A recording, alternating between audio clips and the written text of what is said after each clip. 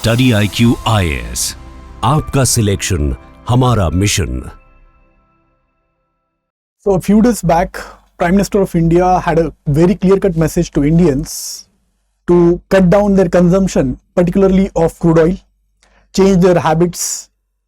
There was a message to farmers as well to shift from chemical fertilizers to the natural ones, to practice organic farming or natural farming, which is in trend in India in recent times. Also, a message to common people of India to consume less of a gold, because gold imports value has increased to tremendous amount of $70 billion per year in the last year only. तो ये सारी चीजें prime minister के message का एक crux था। अब इसका एक कॉन्टेक्स्ट समझ लेते हैं कि ऐसा मैसेज देने की देश को क्या जरूरत पड़ी प्राइम मिनिस्टर को। The primary reason is basically depleting forex reserves in the country. जो फॉरेन एक्सचेंज रिजर्व्स है, इसका डिप्लीशन बड़े तेजी से देश के अंदर होता हुआ दिख रहा है। अब पहले समझिए कि फॉरेक्स रिजर्व्स होते क्या है। These are basically forex reserves are managed by the RBI। इनके अंदर मेनली फॉरेन करेंसी एसेट्स, जहां पे जो इंटरनेशनल करेंसीज है, there are 5 international currencies, US dollar, pound sterling, इसके अलावा यूरो, इसके अलावा Japanese yen and Chinese yuan. These are 5 international currencies. इनसे बनते हैं आपके foreign currency assets. International currency ऐसी करेंसी होती है जो कि widely traded across global platforms. जो भी ग्लोबल करेंसी एक्सचेंजेस होते हैं वहां पे इसका ट्रेडिंग काफी ज्यादा होता है, काफी ज्यादा डिमांड में करेंसी होती है, क्योंकि इस करेंसी में प्राइमरीली ग्लोबल ट्रेड होता है, इसलिए इसकी डिमांड ज्यादा होती है। फिलहाल भारत का rupee is not international currency, although we are aspiring to basically internationalize the rupee. और efforts are ongoing in that regard. अब ये फॉरेन करेंसी एसेट्स हमें जमा करने होते हैं, क्योंकि इसके थ्रू ही हम हमारे इंपोर्ट्स को फाइनेंस करते हैं। उसके ऊपर भी आएंगे। फॉरेन करेंसी एसेट्स के अलावा गोल्ड रिजर्व्स, मेनली देखो फॉरेन करेंसी है, इसके बाद गोल्ड है, इसके बाद स्पेशल ड्रॉवी राइट्स। ये SDR बेसिकली क्या है कि ये एक फॉरेन करेंसी से, इन करेंसी से बना हुआ एक एसेट है which is created by the IMF, international monetary fund के द्वारा। ऐसे स्पेशल ड्रॉवी राइट्स बनाए जाते हैं जो भी मेंबर्स है IMF के, उनको इशू किए जाते हैं based on their basically vote share in the IMF। SDR के अलावा जो reserve tranche position RTP in IMF of respective member nations. Basic simple शब्दों में मीनिंग समझिए कि रिजर्व ट्रांश पोजीशन मतलब क्या, कि कुछ पैसा हमें IMF के पास में रखना होता है, ताकि कल को जाकर के अगर हमारी फॉरेक्स सिचुएशन खराब हो गई, जैसे हमारी हुई थी 1991 में, जिसको हम पॉपुलरली BOP क्राइसिस बोलते हैं, तो ऐसे समय पे IMF will come to the rescue if you maintain some amount with the IMF। तो वो हमारी हो गई क्या, रिजर्व ट्रांश पोजीशन। इन 4 चीजों से बनते हैं forex reserves. The problem in recent times is Iran war. Iran US का जो युद्ध चला हुआ है, इस ईरान US वॉर के कारण हुआ यह है कि क्रूड ऑयल की प्राइसेस हैव स्काईरॉकेटेड, बढ़ती ही जा रही है, कम होने का नाम ही नहीं ले रही है। और क्रूड ऑयल प्राइसेस बढ़ती जा रही है। भारत की डिपेंडेंसी की बात करूं तो 85% से ज्यादा क्रूड ऑयल का कंजम्पशन हमारा भारत के बाहर से आता है। अगर ये इतना ज्यादा कंजम्पशन हमारा भारत के बाहर से आ रहा है और पर्टिकुलरली मिडिल ईस्ट से आ रहा है, तो इस युद्ध के कारण जो रास्ते हैं, जो स्लॉक्स है, खास करके सी लेन्स ऑफ कम्युनिकेशन, जिसमें भी ग्लोबल चोक पॉइंट्स की अगर मैं बात करूं तो होर्मुज स्ट्रेट के बारे में आपने सुना ही होगा। इसके अलावा जो मेजर चोक पॉइंट्स है, वहां पे एक तरीके से जो मेनली, तो अगर होर्मुज की बात करें तो वहां से हमारा मेनली नेचुरल गैस और ये जो क्रूड ऑयल का सप्लाई है, मेजर सप्लाई हमारा वहां से आता है। अगर वहां पे वॉर चली हुई है तो it is going to become more costly, because insurance cost are going to rise. तो ये इंपैक्ट डायरेक्टली कर रहा है हमारे फॉरेक्स रिजर्व्स के ऊपर, क्योंकि इसकी प्राइसेस अगर बढ़ जाएगी तो हमारे फॉरेक्स रिजर्व्स जो है वो तेजी से डिप्लीट होते जाएंगे। अब एक बात समझिए यहां पे कि फॉरेक्स रिजर्व जो डिप्लीट हो रहे हैं, इसका डायरेक्ट इंपैक्ट किस चीज के ऊपर पड़ रहा है। एक शब्द में कहूं तो it is directly weakening our rupee. जो अगर आज की बात की जाए तो rupee is trading at 95 against $1, more than 95, and it is destined to cross 100 in near future. तो अगर ये सिचुएशन है, इस कॉन्टेक्स्ट में PM का वो मैसेज है, तो कॉन्टेक्स्ट आपको समझना जरूरी है। These points are very important from prelims point of view. This 1991 event of BOP is also relevant. and at the same time if our import bill rises because of higher and higher consumption of let's say crude oil, जो PM ने बातें बोली उसको एक बार फिर से उन items को हम ले आते हैं यहां पे, गोल्ड, फर्टिलाइजर्स जो खास करके हमारे एग्रीकल्चर में यूज होंगे। अब इन फर्टिलाइजर्स को बनने के लिए क्या चाहिए, नेचुरल गैस जो अगेन बाहर से आता है। फॉरेन ट्रैवल को कट डाउन करने की पीएम ने बात करी है, क्योंकि फॉरेन ट्रैवल में लगभग भारतीय लोग साल भर का $17 बिलियन से ज्यादा पैसा खर्च करते हैं, तो यहां से भी हमारा फॉरेक्स बच सकता है। गोल्ड, लगभग $71 बिलियन का गोल्ड हम इंपोर्ट कर रहे हैं, लास्ट ईयर की बात है। फर्टिलाइजर्स का बिल भी काफी ज्यादा है, सरकार के ऊपर ही उसका बर्डन है। दीज ऑल थिंग्स बेसिकली क्या कर रही है हमारी, अगर फॉरेक्स तिजोरी में मानूं तो यहां से आउटफ्लो बढ़ा दे रही है। और जैसे मैंने कहा, because of war, because of weakening and disruption of global supply chains, यहां पे आने वाले जो सोर्सेस है दोस्तों वो कम हो चुके हैं। They are basically reducing in size and number. Remittances में भले ही हमारे पास एक स्टेबल आंकड़ा हमें देखने को मिल रहा है, रिसेंट डेटा की बात करूं तो दे आर अप्रोक्सीमेटली $138 बिलियन के रेमिटेंसेस हमने रिसीव करे हैं, and we are the largest remittances recipient country since last few years. चलो वो बात अलग होगी, लेकिन क्या है कि एक्सपोर्ट्स हम ज्यादा कर नहीं पा रहे हैं। हमारा जो ट्रेड डेफिसिट है वो बढ़ता जा रहा है। $900 बिलियन से ज्यादा के हमारे इंपोर्ट्स है, एक्सपोर्ट्स की वैल्यू कम है। लगभग लास्ट ईयर की बात करी जाए तो $90 बिलियन के आसपास का हमारा ट्रेड डेफिसिट हमें देखने को मिला है। तो इस कॉन्टेक्स्ट में ये मैसेज और बिहेवियरल चेंज के लिए जो नजिंग है पीएम के द्वारा बड़ी रिलेवेंट हो जाती है। अब ये तो आपको कॉन्टेक्स्ट समझ में आ गया, बैकग्राउंड समझ में आ गया, बट इसका इंपैक्ट की बात कर लेते हैं। अब इसका इंपैक्ट, अगर हम ये चीजें अडॉप्ट करें जो पीएम की मैसेज है और जो चीजें लेस कंजम्पशन की बात पीएम ने करी है उसको अगर हम अडॉप्ट करते हैं तो उसका क्या इंपैक्ट पड़ सकता है। सबसे पहला पॉइंट यहां पे दोस्तों समझने की बात है, बड़ा इंटरेस्टिंग चीज है, एक थोड़ा सा इसका भी कॉन्टेक्स्ट आपको दे देता हूं, क्योंकि पीएम चाहते हैं कि हम कंजम्पशन को कम करें। कंजम्पशन किस चीज का, क्रूड ऑयल का, गोल्ड का, वगैरह वगैरह। अब अगर मैं गोल्ड की स्पेसिफिकली बात करूं तो गोल्ड के ऊपर डिपेंड है आपकी jewellery industry, James and jewellery industry जो है, जिसमें लगभग 1 करोड़ वर्कर्स लगे हुए हैं। This industry alone contributes approximately 5-6% to the GDP, पूरा अगर हम supply chain, end to end supply chain की बात करें। दूसरा, अगर मैं क्रूड ऑयल की बात करूं तो क्रूड ऑयल का कंजम्पशन अगर हम कम कर देंगे, it is directly going to impact the revenues of OMCs, oil marketing company, जो ऑलरेडी लॉस में चल रही है। कल को जाकर के दे मे फेस बिगर इश्यूज, जैसे कि हमारे यहां पे डिस्कॉम्स ने फेस किया था, इलेक्ट्रिसिटी के लिए जो डिस्ट्रीब्यूशन कंपनीज होती है, कुछ वैसी हालत ओएमसीज की ना हो, यह हमें ध्यान रखना पड़ेगा।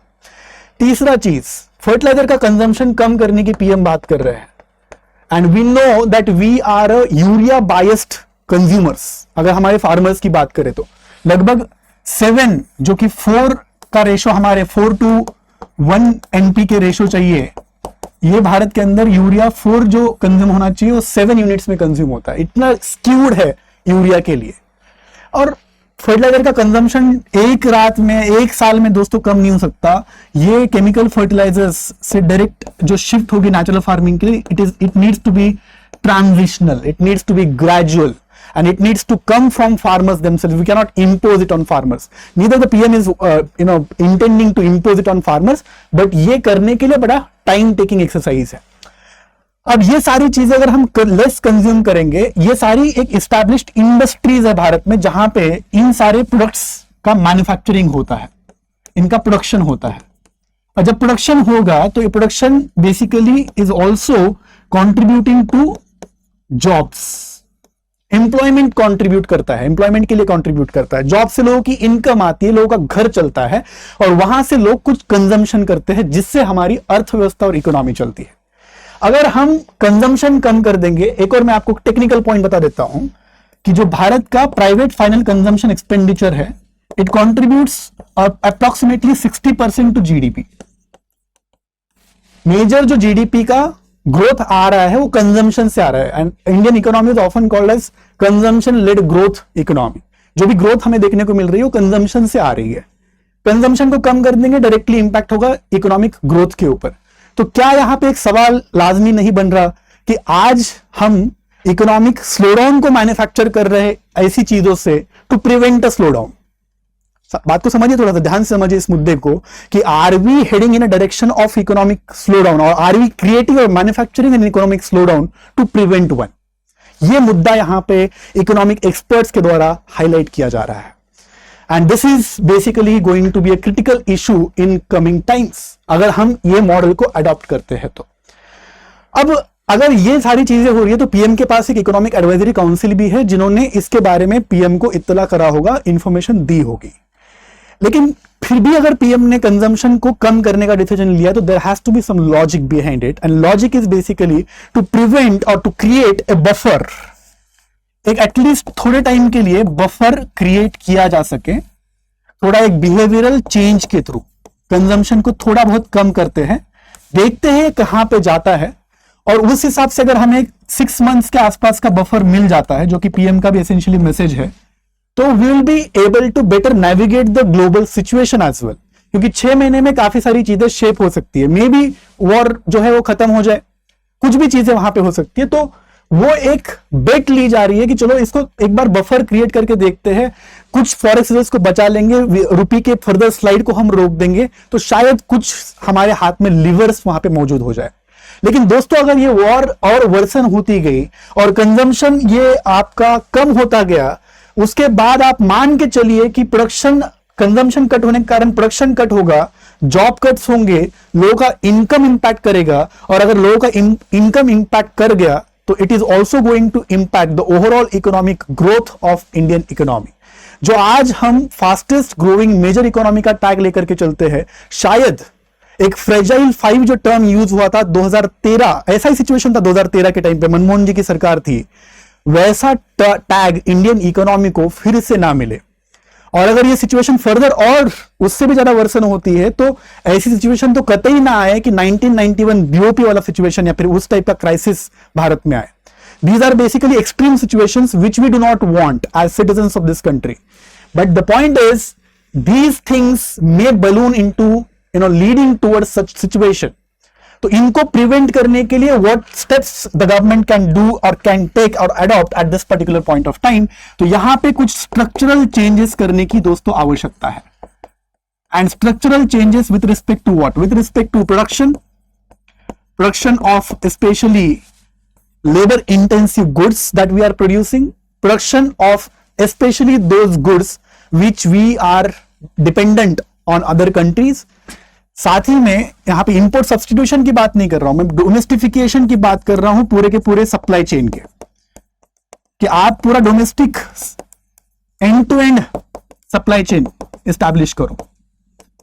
ये 1-2 साल में होने वाली बात नहीं है, लेकिन we need to take steps towards this, especially in the context कि हम आज के डेट में जो आत्मनिर्भर भारत अभियान चलाए, जो हमने प्रोडक्शन लिंक्ड इंसेंटिव स्कीम चलाई या फिर जो हमने मेक इन इंडिया प्रोग्राम चलाया, इससे थोड़ा बहुत इंपैक्ट किस चीज के ऊपर हुआ है? तो एंड प्रोडक्ट्स भारत के अंदर बनना शुरू हो गए हैं। कुछ हद तक कुछ प्रोडक्ट्स की असेंबली भारत के अंदर होना शुरू हो गई है, लेकिन still we are dependent for intermediate goods on countries like China. हम अगर इलेक्ट्रॉनिक मैन्युफैक्चरिंग की भी बात करें तो यहां पे इंटरमीडिएट गुड्स के लिए हम चाइना के ऊपर डिपेंडेंट है। सोलर पैनल का मैन्युफैक्चरिंग भारत में हो रहा है, लेकिन इंटरमीडिएट गुड्स जिससे सोलर पैनल्स बनते हैं उसके इंपोर्ट भारत से कर रहे हैं। और ऐसे इंपोर्ट अगर जब तक हम करते रहेंगे तब तक हम पूरा तरीके से नहीं कह सकते कि वी आर हेडिंग टुवर्ड्स आत्मनिर्भरता। आत्मनिर्भरता तब आएगी जब हम end to end supply chain को ओन करेंगे, और ये करने के लिए कुछ स्ट्रक्चरल चेंजेस आपको करने पड़ेंगे। स्ट्रक्चरल चेंजेस में क्या? तो आपको ह्यूमन रिसोर्सेस खास करके इसके ऊपर ध्यान देना पड़ेगा आपको रिसर्च एंड डेवलपमेंट के ऊपर, ताकि आप अपना जो एग्जिस्टिंग टेक है उस टेक को अपग्रेड कर सको। ये टेक, रिडंडेंट टेक का प्रॉब्लम स्पेशली हमारी एमएसएमईज फेस करती है, और इस कारण से इनका इकोनॉमीज ऑफ स्केल के ऊपर ही मैन्युफैक्चरिंग नहीं कर पाते। बड़ा लोअर इकोनॉमीज ऑफ स्केल है। अगर हम हमारे कंपटीटर्स की बात करें, चाइना की बात करें या फिर साउथ कोरिया की बात करें या फिर साउथ ईस्टर्न एशिया में जो वियतनाम जैसी इकोनॉमीज है उनकी बात करें, तो हमें इकोनॉमीज ऑफ स्केल को इंप्रूव करना पड़ेगा, टेक का अपग्रेड करना पड़ेगा थ्रू डोमेस्टिक या फिर इंडिजनाइजेशन ऑफ टेक्नोलॉजी या फिर रिसर्च एंड डेवलपमेंट में इन्वेस्ट करके, एंड ह्यूमन रिसोर्सेज के ऊपर एक नियर टू लॉन्ग टर्म में काम करना पड़ेगा, नियर टू मीडियम टर्म में काम करना पड़ेगा, ताकि स्किल्स का अपडेशन हो और अपग्रेडेशन भी हो। और दोस्तों अब ये सारी चीजें करने के लिए अगर हम इन सब चीजों का इंपैक्ट हमें अल्टीमेटली प्रोडक्शन में देखने को मिलेगा, because these things will contribute to productivity of human resources, productivity of capital and productivity of tech that these human resources may use in future. लेकिन ये इम्पैक्ट 1, 2, 3 साल में नहीं दिखेगा. This will take years. ठीक है, चाइना को 20 साल लगे थे, भारत को पता नहीं कितने साल वहां पे लगेंगे. लेकिन अगर आज हम इस डायरेक्शन में एफर्ट लेते हैं तो शायद इसका इम्पैक्ट धीरे ही सही 10 साल बाद, 15 साल बाद, जब हम अमृतकाल का पूरा एक एंड कंक्लूजन करेंगे 2047 में, तो शायद उस समय पे देखने को मिले. इस स्टेप में डायरेक्शन लेना भी जरूरी है, along with the short term goals that the PM may have in mind or might have had in mind while declaring the lesser consumption for Indian people. आपको इस टॉपिक के बारे में क्या लगता है, आप कमेंट में जरूर बताइएगा. Thank you. Study IQ IAS, आपका सिलेक्शन हमारा मिशन.